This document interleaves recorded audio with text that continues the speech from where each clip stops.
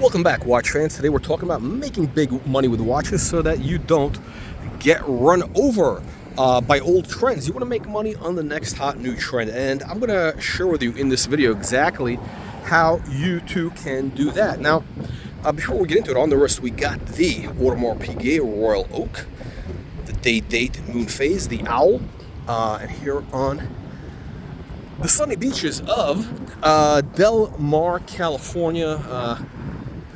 Bill Gates, that's right, Bill Gates, the Microsoft guy, you know, the second or third richest man in the world, who lives about 200 feet away. One of these houses right there, with not the one with the flag, because I think Bill is not I don't think he's patriotic. But anyway, what we're talking about today is how do you make big money with watches. And how do you do that? Well, you do that by following what the smart money is doing, right? Look, I'm not that bright. I don't claim to be that bright. So what I like to do is I look for people who are much smarter than me, and I kind of model myself after them. And so far, it's worked okay for me, right?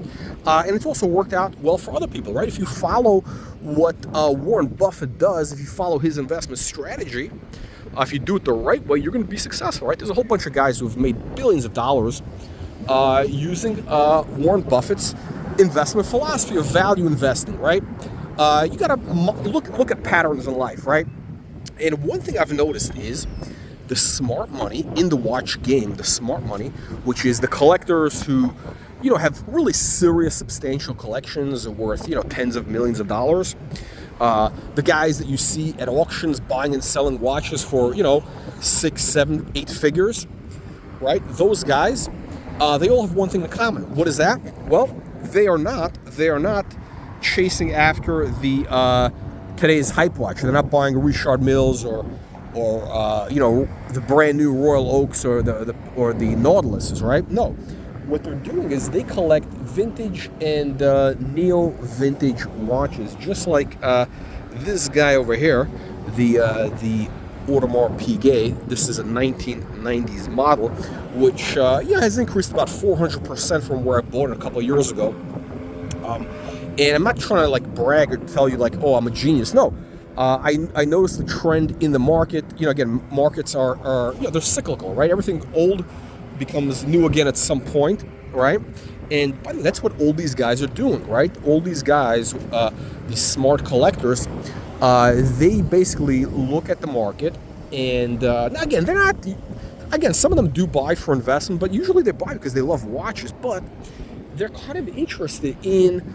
They're interested, really. I guess, you know, maybe it's from an intellectual standpoint. It's kind of fun to discover a trend before everybody else, right? Isn't that fun? When you discover something before everybody else, and then you make money with it. I think it is. I think it's intellectually very rewarding. Maybe I'm weird. I don't know. Maybe I'm weird. But a lot of these guys are like that, right? So they get into watches. For example, like what's the new thing right now? Some guys have been trying to push Ebel or Breguet, right? We've actually seen some price movement in certain models, or Universal Genève, right? UG. Now, some of you guys don't even know what I'm talking about. You never even heard of these brands because you're newbies, right? Some of you, and by the way, nothing wrong with that. We all had to start somewhere, right? You know, when I bought my first, you know, Rolex, you know, when I was in my 20s, and my Patek, I just knew about Rolex and Patek. And by then, this was back in the 90s. We didn't have all this data that you guys have today. We didn't have all these website forums and all this other stuff. We didn't have any resources. I didn't know anything. I just knew a couple of brands. And, you know, as a result, I probably missed out on some, you know, big trends. And I did. That's the truth. But now you really have no excuse, because now we have a lot of information.